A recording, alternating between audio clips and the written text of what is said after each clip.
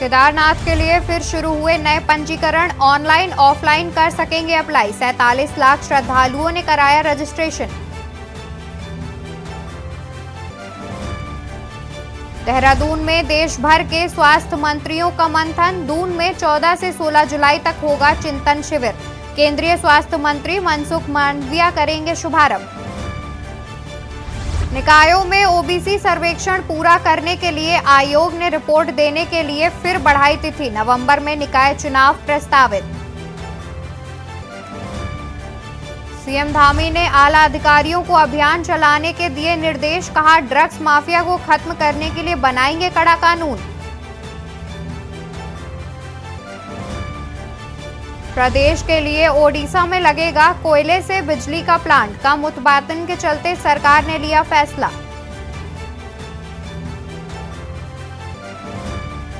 आज बारिश के साथ प्री मॉनसून देगा दस्तक। मौसम विभाग ने जारी किया ऑरेंज अलर्ट।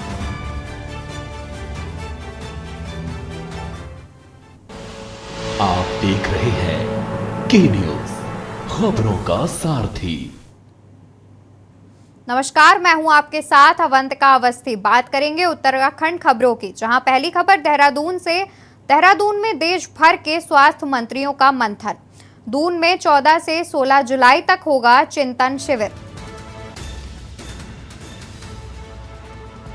दून में 14 से 16 जुलाई तक होगा चिंतन शिविर। केंद्रीय स्वास्थ्य मंत्री मनसुख मांडविया करेंगे शुभारंभ। शिविर की तैयारियों को दिया जा रहा अंतिम रूप। सभी राज्यों के स्वास्थ्य मंत्री व सचिव करेंगे शिरकत। स्वास्थ्य क्षेत्र की चुनौतियों से जुड़े मुद्दे पर होगी चर्चा। शिविर के समापन पर ऋषिकेश में होगी गंगा आरती। गंगा आरती में सभी स्वास्थ्य मंत्री होंगे शामिल। स्वास्थ्य क्षेत्र की चुनौतियों से जुड़े मुद्दों पर होगी चर्चा। शिविर के समापन पर ऋषिकेश में होगी गंगा आरती। गंगा आरती में सभी स्वास्थ्य मंत्री होंगे शामिल। बेस्ट प्रैक्टिस और बीमारियों की रोकथाम पर होगी बात। देहरादून में देश भर के स्वास्थ्य मंत्रियों का मंथन। 14 से 16 जुलाई तक होगा चिंतन शिविर। केंद्रीय स्वास्थ्य मंत्री मनसुख मांडविया करेंगे शुभारंभ। शिविर की तैयारियों को दिया जा रहा अंतिम रूप। सभी राज्यों के स्वास्थ्य मंत्री व सचिव करेंगे शिरकत। स्वास्थ्य क्षेत्र की चुनौतियों से जुड़े मुद्दे पर होगी चर्चा। शिविर के समापन पर ऋषिकेश में होगी गंगा आरती।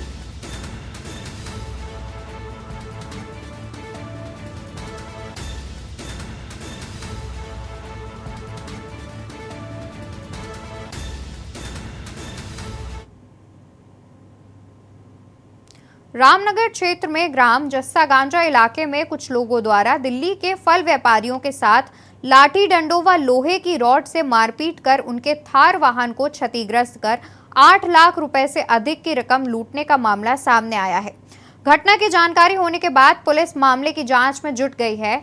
दिल्ली के फल व्यापारी गौरव कुमार उर्फ मोनू ने पुलिस को दी तहरीर में बताया कि उसने कुछ समय पहले रामनगर को कुछ बगीचे स्वामियों को लीची एवं अमरूद की फसल को लेकर कुछ रुपए ऑनलाइन ट्रांसफर किए थे। उनका आरोप है, लेकिन उसके बाद भी ना तो उन्हें आम लीची की फसल उपलब्ध कराई गई और ना ही रकम वापस की गई। इस संबंध में बातचीत करने के लिए रामनगर आए थे। इसी बीच काशीपुर के रहने वाले जयकरण, रवि व घनश्याम और इनके साथ 6 से 7 अन्य लोगों ने आकर मेरे साथ और मेरे 2 अन्य साथियों के साथ मारपीट करते हुए वाहनों को क्षतिग्रस्त कर दिया।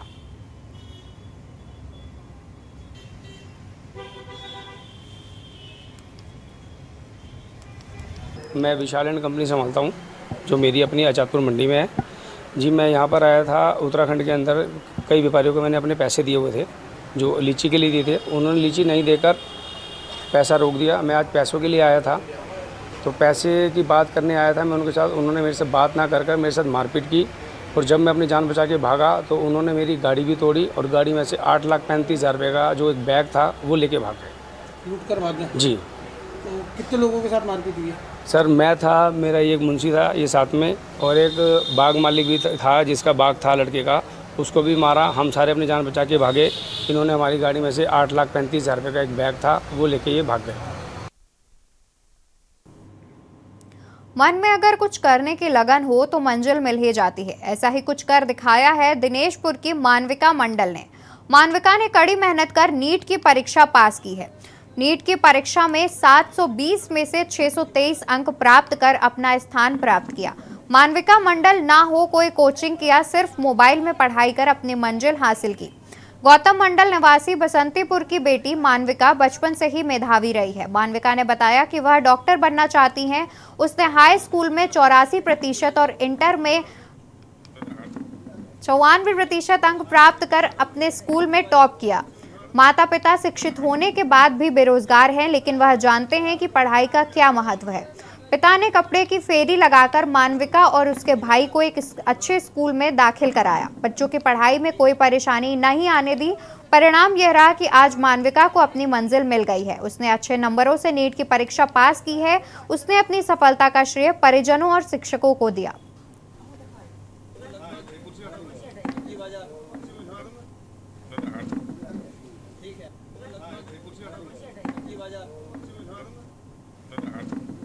गौरव का क्षण है कि हमारी दिनेशपुर की मानविका मंडल जो नीट परीक्षा में लगभग 623 अंक से उत्तीर्ण किया है और दिनेशपुर के साथ साथ हमारे समाज का भी नाम रोशन किया है। हम लोग दिनेशपुर वासी और बंगाली महासभा की ओर से उनको बधाई देना चाहूँगा कि इनका जो माता पिता जिनकी अथक मेहनत से, इनके दादाजी गोविंद मंडल के अथक प्रयास से, इनके नाना जी नारायण जी के मेहनत से इनको जो है एक ऊंची मुकाम हासिल किया है। किसी भी कॉम्पिटिटिव एग्ज़ाम में पहली बात तो पढ़ाई की कोई लिमिट नहीं होती है, आपको अनलिमिटेड पढ़ाई करनी पड़ती है। और जो फेल हुए हैं उनको मैं कहना चाहूँगी कि आप सोशल मीडिया से दूर रहें और अपनी पढ़ाई पे ज़्यादा फोकस करें, इससे आपका ही फ़ायदा होगा। मेरी सफलता का श्रेय मैं अपने माता पिता और अपने पूरे परिवार को देना चाहूँगी और अपने टीचर्स को भी देना चाहूँगी।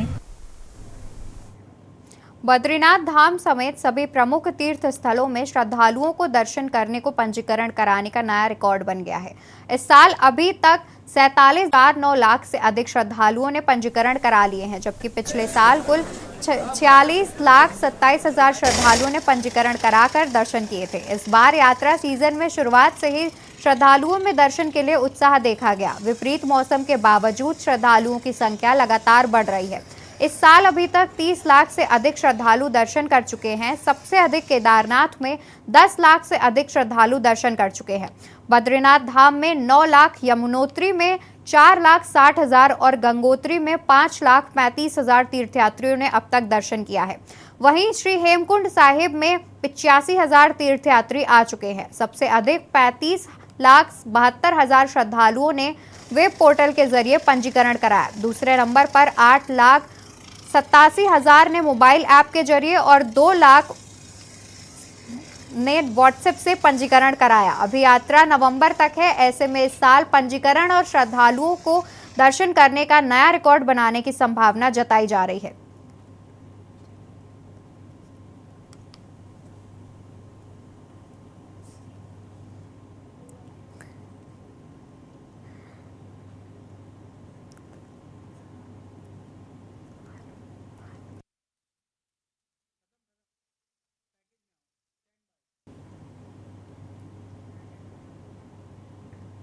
लोकसभा चुनाव से पहले उत्तराखंड में सत्ता पक्ष के साथ ही विपक्षी दल अपने संगठन को मजबूत करने के साथ ही संगठन में बड़े बदलाव की तैयारियों में लगे हुए हैं।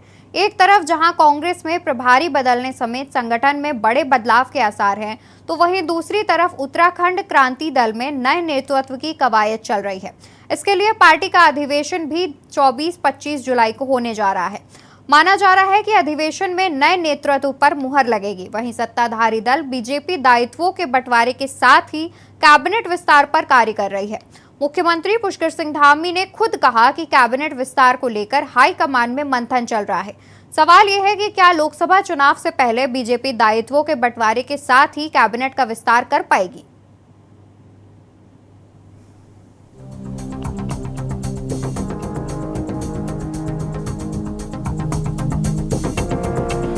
लोकसभा चुनाव से पहले उत्तराखंड में एक बार फिर कैबिनेट विस्तार व फेरबदल की चर्चाएं तेज हो गई हैं। माना जा रहा है कि बीजेपी हाईकमान की मंजूरी के बाद धामी कैबिनेट का विस्तार और फेरबदल हो सकता है। वहीं कई मंत्रियों की अचानक राज्यपाल से मुलाकात के बाद चर्चा को और बल मिलने लगा है। बता दें कि धामी कैबिनेट में पिछले लगभग सवा साल से 3 मंत्रियों के पद खाली चल रहे हैं, जबकि इसी साल अप्रैल माह में कैबिनेट मंत्री चंदन राम दास के आकस्मिक निधन के बाद एक अन्य पद रिक्त हो चुका है। फिलहाल उनके सभी विभाग मुख्यमंत्री पुष्कर सिंह धामी स्वयं संभाल रहे हैं। कैबिनेट विस्तार का समय जैसे जैसे लंबा खिंच रहा है तो बीजेपी विधायकों की बेचैनी बढ़ती जा रही है। कई विधायक मंत्री पद के लिए लाइन में भी लगे हैं। देखिए, पार्टी नेतृत्व को तय करना है और हर चीज़ की टाइमलाइन होती है। जब उचित समय आएगा तो संगठन निर्णय भी लेगा।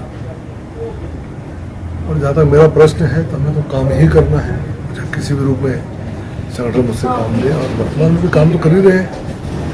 तो ये सब संगठन के नेतृत्व के निर्णय पर निर्भर करता है कि कौन मंत्री बनेगा, कौन नहीं बनेगा और कब इसका डिक्लेरेशन होगा, क्योंकि विस्तार तो संभावित है, लेकिन डिक्लेरेशन कब होगा ये पार्टी को तय करना है। कभी बड़ा एक्सपीरियंस रहा है सर नगर निगम? नहीं, देखिए, बहुत ज़्यादा एक्सपेक्टेशन मेरी रहती नहीं है। राजनीति संभावनाओं का क्षेत्र है, इसमें होना न होना ये सब भविष्य के गर्त में रहता है, कोई पहले से प्रिडिक्टेड नहीं होता है। हाँ, लेकिन ये बात सही है कि बहुत लंबे समय से देहरादून में काम करने का मौका दिया है पार्टी ने। देखिए, कैबिनेट विस्तार पर निर्णय लेना माननीय मुख्यमंत्री के विशेष विवेक अधिकार पर है और उनको आवश्यकता किस समय किस व्यक्ति की पड़ती है, किन विधायकों को मौका देना चाहते हैं, किन किन लोगों को कैबिनेट में लाना चाहते हैं। समय आने पर जब भी कैबिनेट विस्तार होगा तो सभी उत्तराखंड की जनता को भी पता चलेगा और प्रेस को भी पता चलेगा।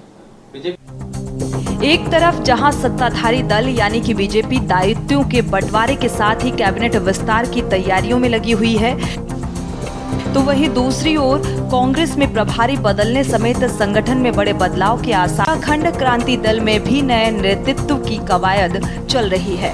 इसके लिए पार्टी का अधिवेशन भी 24-25 जुलाई को होने जा रहा है। थोथा चना बाजे घना कहते हैं, क्योंकि ना तो करण मेहरा ने हटाना है ना किसी अन्य विधायक ने हटाना है। ये हाईकमान ने फैसला करना है कि किस प्रदेश पर किसको प्रभारी रखना है, किसको अध्यक्ष रखना है, किसको नहीं रखना है। तो मेरा ये मानना है कि जिस चीज़ में हाईकमान ने कोई फैसला लेना है उसमें हम लोगों की टिप्पणी करना आवश्यक नहीं है। नहीं, दिल्ली तो मैं हर दूसरे महीने जाता हूँ और ये एक स्वाभाविक प्रक्रिया है, अपने नेताओं से मिलना, अपने प्रभारी से मिलना, प्रदेश के विशेष जो मुद्दे हैं, जैसे इस समय जो घटनाएं घटी हैं उन विषयों पर चर्चा करना। केदारनाथ में सोने का जो मामला है, इधर जो मारपीट के मामले हुए हैं, अन्य जो घटनाएं हुई हैं उन विषयों पर चर्चा विमर्श करने की मेरी जिम्मेदारी है और मैं अपने शीर्ष नेतृत्व के साथ इन विषयों में बात करता हूँ। इसी अभी तक उत्तराखंड क्रांति दल में चुनाव नहीं हुए हैं, सर्वसम्मति से नया अध्यक्ष बना है, लेकिन अभी भी हम कोशिश करेंगे सर्वसम्मति से हो जाए। लेकिन हमने इसके साथ ही साथ चुनाव की भी तैयारी कर रखी है। अगर सर्वसम्मति नहीं बनी और किसी कारण से चुनाव की नौबत आएगी तो चुनाव भी कराए जा सकते हैं। कुल मिलाकर धामी कैबिनेट के विस्तार और फेरबदल की खबरों से ही नेताओं की हलचल बढ़ गई है। धामी कैबिनेट से 3 मंत्रियों की छुट्टी की चर्चाएं भी फिर से शुरू हो गई हैं। माना जा रहा है कि जिन मंत्रियों की परफॉर्मेंस सही नहीं होगी उस मंत्री की छुट्टी होगी। वहीं 2 दिन पहले राज्यपाल गुरमीत सिंह और मुख्यमंत्री पुष्कर धामी के बीच शिष्टाचार मुलाकात के बाद मंगलवार को कैबिनेट मंत्री सतपाल महाराज और सुबोध उनियाल ने भी राज्यपाल से भेंट की है और इससे कयासबाजी बढ़ने लगी है। देखना होगा सीएम धामी अपनी कैबिनेट में क्या कुछ बदलाव करते हैं। और क्या अन्य दलों में हो रहा बदलाव कोई सकारात्मक परिणाम उनकी पार्टी के लिए ला पाएगा या नहीं, इस पर भी सबकी निगाहें बनी रहेंगी। Uttarakhand desk report.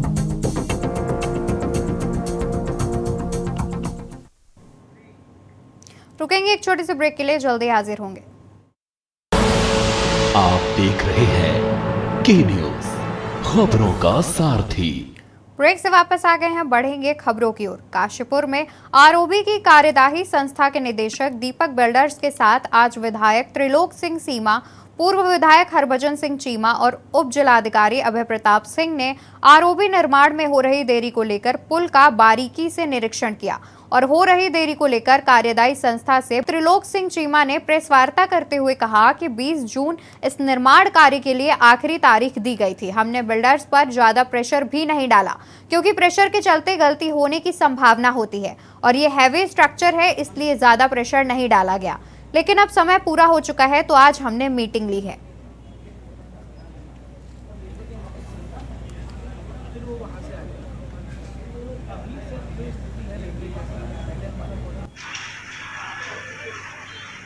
Mic ID निकाल लो जिम्मेवारी। हम लोगों ने बहुत ज़्यादा इनके ऊपर प्रेशर नहीं डाला क्योंकि ये बहुत हैवी स्ट्रक्चर है और कोई भी प्रेशर के साथ कोई एरर हो जाए, कोई फैब्रिकेशन में गलती हो जाए, इरेक्शन में कोई गलती हो जाए तो उसका बड़ा नुकसान हो सकता था। पिछले 4 महीने से जो काम पिछले 4 महीने से लगातार यहाँ काम चल रहा है और जो कार्य हो रहा था उसको विभाग के द्वारा भी और प्रशासन भी लगातार उसको मॉनिटरिंग कर रहा था। अभी 2 रेलवे के इंस्पेक्शन रह गए हैं, वो होने के बाद जो शेष काम है वो होना है तो उसको भी मॉनिटर किया जाएगा और प्रयास ये किया जाएगा कि ये काम जल्दी से जल्दी हो जाए।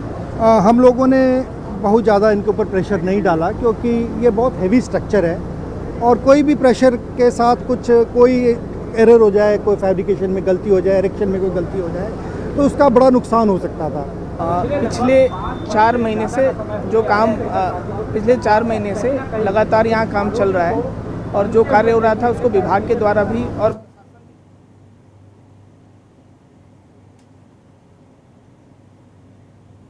रामनगर विकास खंड के अंतर्गत ग्राम कानिया स्थित भारत सरकार का संस्थान ESTC पॉलिटेक्निक कॉलेज में तकनीकी क्षेत्र में रोजगार पाने के अवसर को लेकर नए कोर्स शुरू कर दिए गए हैं। इस संस्थान को इस क्षेत्र में कार्य करते हुए करीब 34 वर्ष हो चुके हैं। कॉलेज के निदेशक दिनेश चंद्रा ने जानकारी देते हुए बताया कि वर्तमान में उनके यहाँ electrical engineering, mechanical engineering, computer science और इंजीनियरिंग डिप्लोमा देने के साथ ही कई अन्य कोर्स भी संचालित किए जा रहे हैं। उन्होंने बताया कि आप तकनीकी क्षेत्र में छात्र छात्राओं को अपने ही शहर में लंबे समय से इस प्रकार की कोर्स की सुविधा दी जा रही है और यहां से शिक्षा ग्रहण कर चुके कई छात्र छात्राएं आज देश विदेश में नामी गिरामी कंपनियों में नौकरी कर रहे हैं। उन्होंने बताया कि उनके संस्थान में न्यूनतम दरों पर यह कोर्स उपलब्ध कराए जा रहे हैं और इसके साथ एडवांस इंडस्ट्रियल कोर्स, व्यावसायिक प्रशिक्षण के साथ ही उन्नत प्रयोगशाला व कक्षाएं एवं छात्र छात्राओं के लिए अलग से छात्रावास की व्यवस्था भी की गई है। मैं ESTC कानिया रामनगर में as a director training incharge हूँ। सर, किस तरह के कोर्सेज यहाँ हैं और क्या ट्रेड चल रहे हैं और किस तरीके की फैकल्टियाँ यहाँ हैं और क्या आप संदेश देना चाहते हैं? यहाँ पे हम लोग टेक्निकल ट्रेनिंग्स देते हैं डिफरेंट फील्ड्स में, इलेक्ट्रॉनिक्स, इलेक्ट्रिकल, मैकेनिकल और कंप्यूटर में, और डिफरेंट 1 डे से लेके 3 ईयर के प्रोग्राम चलते हैं, ट्रेनिंग्स देते हैं, सर्विसेज देते हैं और कंसल्टेंसी देते हैं। और डिप्लोमा इंजीनियर्स के लिए वोकेशनल ट्रेनिंग, डिग्री के लिए MTech और रिसर्चर के लिए भी हम प्रोग्राम चलाते हैं। अभी करंट में हमारे पास 1 ईयर के कोर्सेज हैं जो मैकेनिकल, इलेक्ट्रिकल, PCB डिज़ाइन और कंप्यूटर में अवेलेबल है। और 2020 से हम लोगों ने डिप्लोमा इंजीनियरिंग स्टार्ट करी है जो इलेक्ट्रिकल और मैकेनिकल में स्टार्ट की थी और फर्स्ट बैच आउट हमारा पास आउट हुआ है जो कि सारा प्लेस भी हो गया, 100% प्लेसमेंट हुआ है। और अभी इस साल हमें डिप्लोमा कंप्यूटर एप्लीकेशन में भी मिला है और जो कि 2020 से कार्यरत है हम इस क्षेत्र में। खबर हल्द्वानी से है जहां सरकार प्रदेश के सरकारी अस्पतालों में व्यवस्थाएं दुरुस्त करने के प्रयास कर रही है। वहीं दूसरी ओर सरकारी अस्पतालों में तैनात चिकित्सक गरीब मरीजों को कमीशन के चक्कर में लूटने से बाज नहीं आ रहे हैं। इस सिस्टम से खफा होकर एक युवक ने सोशल मीडिया पर वीडियो बनाकर अपना दर्द बयां किया है। उसने एसटीएच में तैनात सरकारी चिकित्सक पर गंभीर आरोप लगाए हैं। वीडियो में मोहित बिष्ट ने कुमाऊं के सबसे बड़े डॉक्टर सुशीला तिवारी राजकीय अस्पताल पर निशाना साधते हुए यहां तैनात एक न्यूरो सर्जन पर गंभीर आरोप लगाए। मोहित ने वीडियो में कहा कि उसके पिता पहाड़ से गिर गए थे, उनके शरीर में काफी चोटें आई थी। पहले उन्हें हल्द्वानी के एक निजी अस्पताल में दिखाया गया। सिर में दर्द होने पर सीटी स्कैन कराया तो चिकित्सक ने न्यूरो सर्जन को दिखाने को कहा। इस पर पिता को लेकर मुखानी स्थित एक निजी अस्पताल पहुंचे। यहां चिकित्सक ने ऑपरेशन करने की बात, न्यूरो सर्जन ने तुरंत ऑपरेशन की बात कही और खून का इंतजाम करने को कहा। साथ ही सामान की लंबी चौड़ी लिफ्ट थमा दी और सारा सामान मुखानी स्थित एक मेडिकल स्टोर से लाने का कहा। आरोप है कि चिकित्सक ने 15 अप्रैल को दोबारा ऑपरेशन के लिए कहा और फिर उसी मेडिकल स्टोर से सामान मंगाया। सामान को लाने में उसके 60 से 70 हजार रुपए खर्च हो गए। इसके बाद 16 से 17 अप्रैल को फिर ऑपरेशन की बात कही। काफी दिन तक पिता के इलाज में चलता रहा और आखिर में 2 मई को उनका निधन हो गया।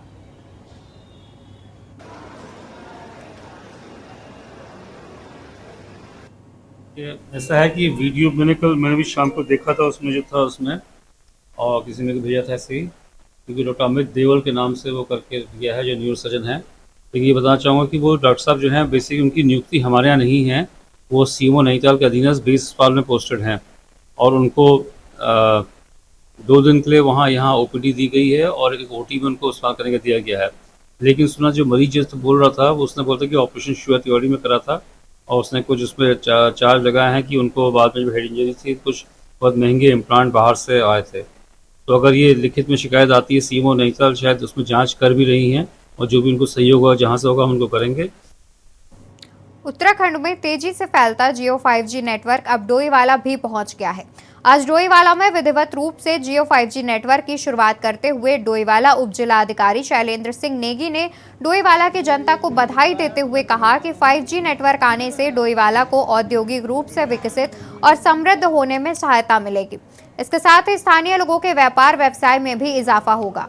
उप जिलाधिकारी ने जियो के अधिकारियों से बात करते हुए कहा कि डोईवाला के दूरस्थ पहाड़ी क्षेत्रों में जहां मोबाइल कनेक्टिविटी कम है वहां पर भी जियो का विस्तार किया जाए। इस अवसर पर डोईवाला क्षेत्र के व्यापारी, नेटवर्क मार्केटिंग के अधिकारी और क्षेत्र के लोग कार्यक्रम में मौजूद रहे।